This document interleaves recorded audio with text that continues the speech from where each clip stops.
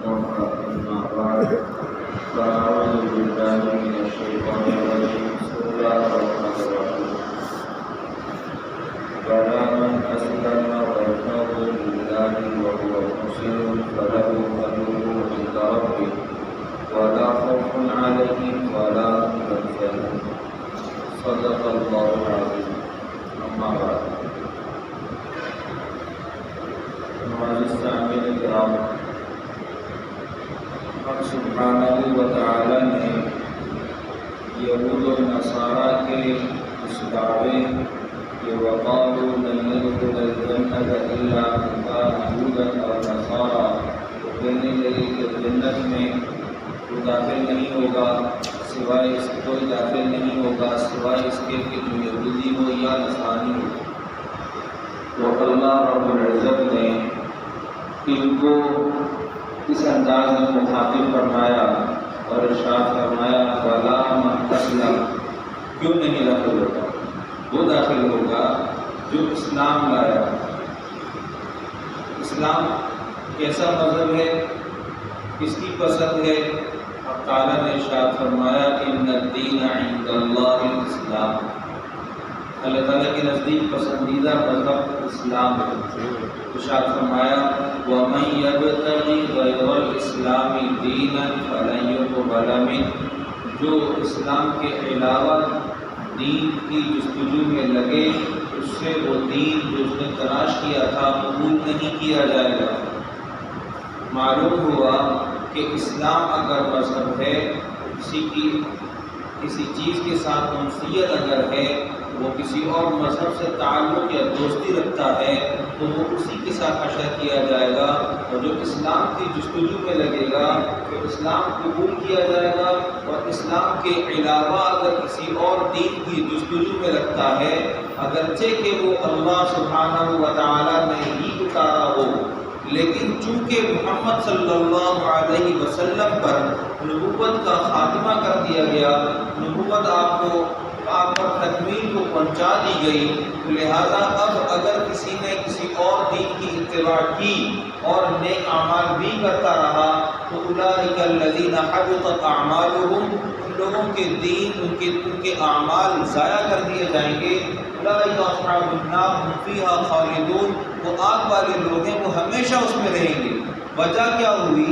ارے ہم تو شریعت پر عمل کرتے چلے آئے، لیکن چونکہ شریعت کا جو تقاضا تھا وہ انہی کی کتابوں کے اندر تھا، اس کی کتابوں میں تقاضا تھا مصدقا لما بین یدیہ، اس چیز کی تصدیق کرنے والی کتاب قرآن پاک بھی آ چکی، اور وہ خود کتاب جس کے اندر محمد صلی اللہ علیہ وسلم کی بعثت کی بشارت تھی وہ بھی تصدیق کر چکی۔ تب بھی اگر تم ایمان نہیں لاتے، اسلام کو قبول نہیں کرتے، اپنی یہودیت پر قائم رہتے ہو، اپنی عیسائیت پر قائم رہتے ہو، اپنی حنوت پر قائم رہتے ہو، اپنی مجوسیت پر قائم رہتے ہو، تو تم کو تمہارے تمام تر مذاہب مبارک، لیکن جنت تو اس کو ملے گی بلا من اسلم وجہہ للہ، اس نے اپنے آپ کو حق تعالیٰ کی رضا پر قربان کر دیا۔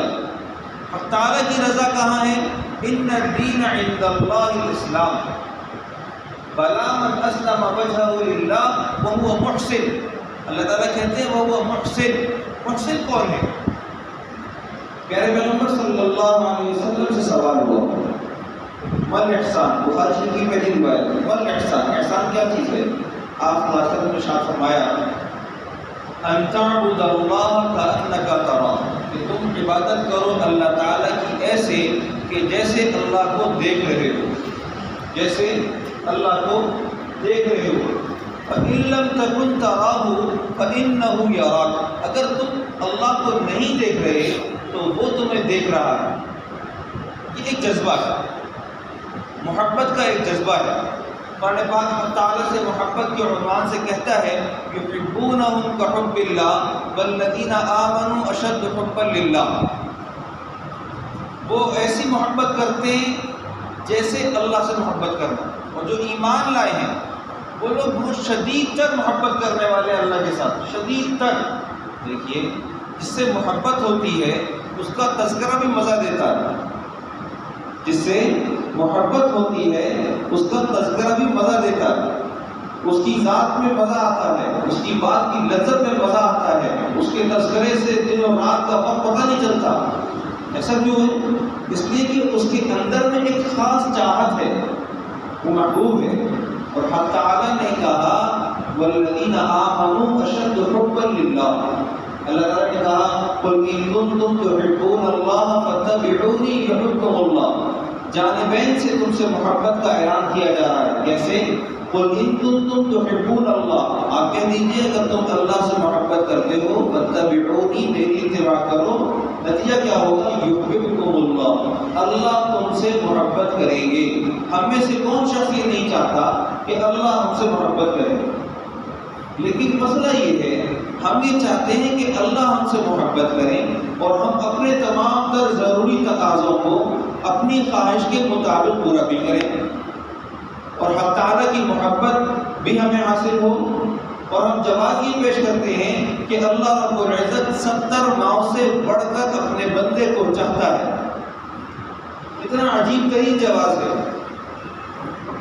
محبت کے تقاضوں کو پورا کرنے کے لیے ضروری ہوتا ہے کہ اپنے آپ کو محبوب کے نقش قدم پر چلایا جائے۔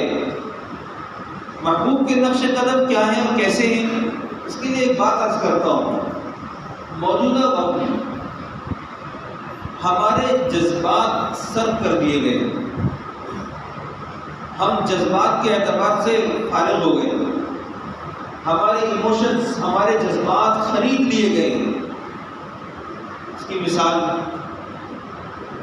ہم اللہ کے دین کے لیے اپنی ذات پر کسی طرح کی بھی قربانی دینے کے قابل یا تو رہے نہیں ہیں، یا قربانی دینے کا جذبہ نہیں ہے، احساس ہی نہیں ہے۔ بات سمجھیے گا ذرا، مشکل احساس ہی نہیں۔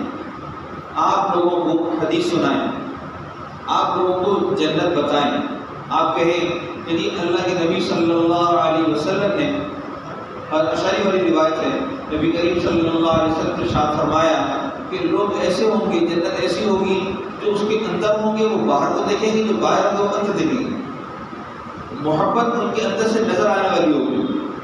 اچھا یہ کس کے لیے ہوگا؟ صحابی نے پوچھا یہ کس کے لیے ہوگا؟ جن کے اخلاق اچھے ہوں، جن کے اخلاق اچھے ہوں۔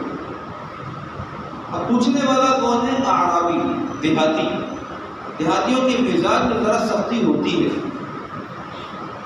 اللہ کے نبی صلی اللہ علیہ وسلم پر آیات آ رہی ہیں، من کان منکم یؤمن باللہ والیوم الآخر ذلکم یوعظ بہ، اللہ اس کی نصیحت کرتے ہیں، من کان یؤمن باللہ والیوم الآخر، جو اللہ اور آخرت کے دن پر ایمان رکھتا ہو اس کے لیے۔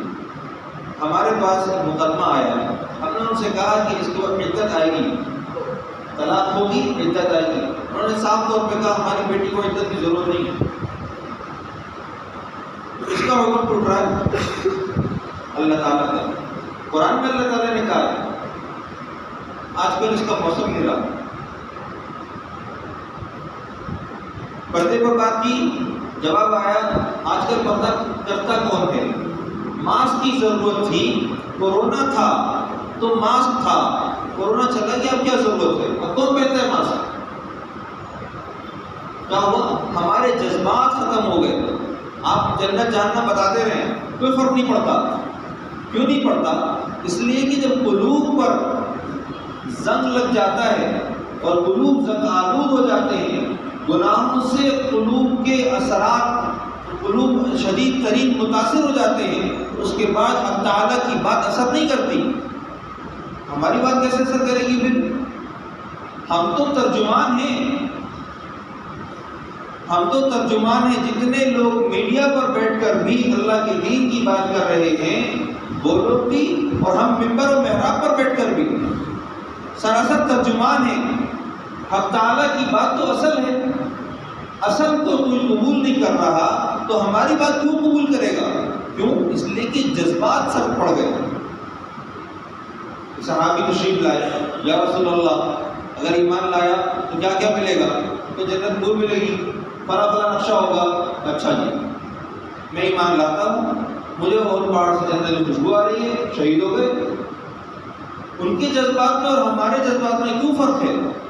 وہ بھی ہمارے جیسے گوشت پوست کے انسان تھے، لیکن وہ ہم سے کھانے میں بہت کم تھے، وہ فاقہ پس لوگ تھے، وہ مجاہدہ کرنے والے لوگ تھے، وہ ریاضت کرنے والے لوگ تھے، وہ محمد صلی اللہ علیہ وسلم کی زیارت کرنے کے بعد مومن تھے، اور ہمارے ایمان کی قیمت ان سے زیادہ رکھی گئی، اس لیے کہ ہم نے پیارے پیغمبر صلی اللہ علیہ وسلم کا نہ تو زمانہ پایا اور نہ ہی آپ کی زیارت سے فیضیاب ہوئے۔ ہمارا اجر 200 شہیدوں کے ثواب سے زیادہ ہے۔ ایک ایک نیکی، ایک ایک سنت 100 شہیدوں سے بڑھ کر ہمیں دی جا رہی ہے۔ اس کے باوجود ہم اگر اللہ رب العزت کی بات کا انکار نہیں کر رہے تو کیا کر رہے ہیں؟ میں نے گزشتہ جو میں ایک بات عرض کی تھی، قرآن پاک نے کہا والذین کذبوا بآیاتنا یمسهم العذاب بما كانوا یکسبون۔ یہاں میں نے کہا تھا کہ جگہ پہ حق تعالیٰ نے کفر کا لفظ اختیار نہیں فرمایا ہے۔ دیکھیے تکذیب دو طرح کی ہوتی ہے، ایک قولی ہے، ایک عملی ہے۔ تکذیب جھٹلانا ایک قولی ہے۔ قولی کا مطلب کیا ہوگا کہ ایک آدمی واضح طور پر حق تعالیٰ کے حکم کا انکار کر دے۔ اس آدمی کے لیے مفتہ بھی یہ قول یہ ہے کہ یہ آدمی کافر ہے۔ ایک آدمی کہے کہ میں نکاح کو نہیں مانتا، ایک آدمی نعوذ باللہ یہ کہے کہ میں نماز کو نہیں مانتا، ایک آدمی یہ کہے کہ مسلمان ہوں لیکن میں روزے کو نہیں مانتا، ایک آدمی کہے مسلمان ہوں میں لیکن میں زکوٰۃ کو نہیں مانتا۔ ایسے شخص کے بارے میں فتویٰ کیا ہوگا کہ یہ ایمان سے بہرحال فارغ ہے۔ اللہ رب العزت کے کسی ایک حکم کا انکار کرنے والا کافر ہے۔ بات طے شدہ۔ اچھا، تکذیب عملی کیا چیز ہے؟ میں مانتا ہوں کرتا نہیں۔ تکذیب عملی کیا چیز ہے؟ میں مانتا ہوں لیکن کرتا نہیں۔ آپ کہیں گی پتہ کرنا ہے تو اس زمانے میں کون کرتا ہے؟ یہ تکذیب عملی ہے، اور قرآن پاک نے اس پر کیا کہا؟ والذین کذبوا بآیاتنا، وہ لوگ جنہوں نے ہماری آیات کو جھٹلایا، یمسهم العذاب، ان کو عذاب چھوئے گا۔ عذاب چھوئے گا۔ عذاب کس چیز کا عذاب ہے؟ یہ وہ عذاب ہے جو دنیا میں جھیل کر یہ طبیعت برداشت کرنی ہے۔ آپ یقین کیجئے کہ ہمارے یہاں ٹیمپریچر اوپر جاتا ہے تو ہم دیکھتے ہیں ہیٹ اسٹروک سینٹر قائم ہو جاتے ہیں، کھال جلنی شروع ہو جاتی ہے، لوگ باہر نکلنا چھوڑ دیتے ہیں، گاڑی کی چھت گرم ہو جاتی ہے، اندر بیٹھنے سے رک جاتے ہیں۔ جن گاڑیاں اے سی والی نہیں ہیں ان سے پوچھے کتنے پریشان ہوتے ہیں۔ قرآن پاک کہتا ہے کلما نضجت جلودهم بدلناهم جلودا غیرها یذوقوا العذاب، جب بھی ایک کھال جل جائے گی ہم اس کی کھال بدل دیں گے، اور بدلنے میں ساعتیں لگیں گی؟ نہیں، ساعتیں نہیں ہوگی، گھڑیاں نہیں ہوگی، صرف ایک لمحہ کھال بدلے گی پھر جلے گی، پھر بدلے گی پھر جلے گی۔ دنیا کی آگ ہم سے برداشت نہیں ہوتی، آخرت کی آگ برداشت کر لیں گے۔ زکوٰۃ نہیں دیتے، یوم یحمى علیہا فی نار جہنم فتکوی بہا جباہہم وجنوبہم وظہورہم ھذا ما کنزتم لانفسکم فذوقوا ما کنتم تکنزون۔ زکوٰۃ نہیں دیتے، تمہارے اوپر ہی تمہارا وجود جلایا جا رہا ہے۔ کس چیز سے جلا رہے ہیں؟ وہی سونا ہے، وہی چاندی ہے، وہی سب کچھ ہے۔ ھذا ما کنزتم لانفسکم، یہ وہ جو تم نے اپنے لیے جمع کر رکھا تھا، خزانے بنائے تھے۔ فذوقوا، چکھو اس کا عذاب جو تم خزانوں کی شکل میں جمع کیا کرتے تھے۔ سمجھیں، ہمارے جذبات، ہماری ذات، هو الجواب وهو محسن، بلا من اسلم وجهه لله وهو محسن۔ ما الاحسان؟ احسان کیا چیز ہے؟ ان تعبد اللہ کأنک تراہ۔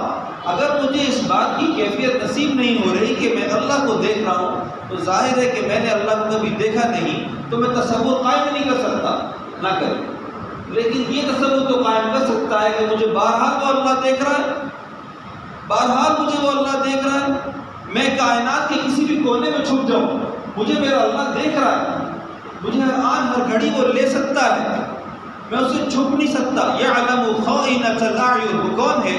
وہ آنکھ کے اندر پائی جانے والی خیانت کو جانتا ہے۔ وہ کون ہے؟ وہ ہے یعلم ما تسرون وما تعلنون، وہ جانتا ہے جو تم سے چھپاتے ہو، جس کو تم ظاہر کرتے ہو۔ یعلم سرکم ونجواکم، وہ تمہارا چھپا ہوا اور تمہارے ساری سرگوشیاں سب جانتا ہے۔ وہ ہے کون؟ وہ ذات ہے کون؟ وہ ذات وہ ہے نحن اقرب الیہ من حبل الورید، ہم اس کی شہرت سے زیادہ قریب ہیں۔ وہ کون ہے؟ اجیب دعوت الداعی اذا دعان، پکارنے والے کی دعوت پر لبیک کہنے والی ذات، ہر وقت میرے ساتھ جڑی ہوئی ہے۔ میرے اندر کے حال کو جانتی ہے، علیم بذات الصدور، قلوب کے حال کو جانتی ہے۔ اس سب نقشے کے باوجود اگر پورا قرآن بھی پڑھا دیا جائے اور میری آنکھوں سے آنسو جاری نہ ہو تو کس بات کا عمر مسلمان ہوئے؟ عمر کے اسلام لانے میں کیا تھا؟ جذبات تھے، حقیقی جذبات، سچی طلب۔ طٰہٰ مَا أَنزَلْنَا عَلَيْكَ الْقُرْآنَ لِتَشْقَىٰ۔ اللہ کے نبی صلی اللہ علیہ وسلم نے بیت اللہ کی چابی عثمان بن طلحہ کے خاندان کو عطا فرمائی۔ یہ اسلام کیسے لائے؟ آپ نے چابی منگوائی، واپس کر دی، عبادت کی، 2 رکعت نماز پڑھی، واپس کر دی۔ کیا کیا؟ آپ نے اپنے اخلاق سے ان لوگوں کو فتح کیا۔ آج تک بیت اللہ کی چابی ان کے خاندان میں چلی آ رہی ہے، لیکن کیا تھا؟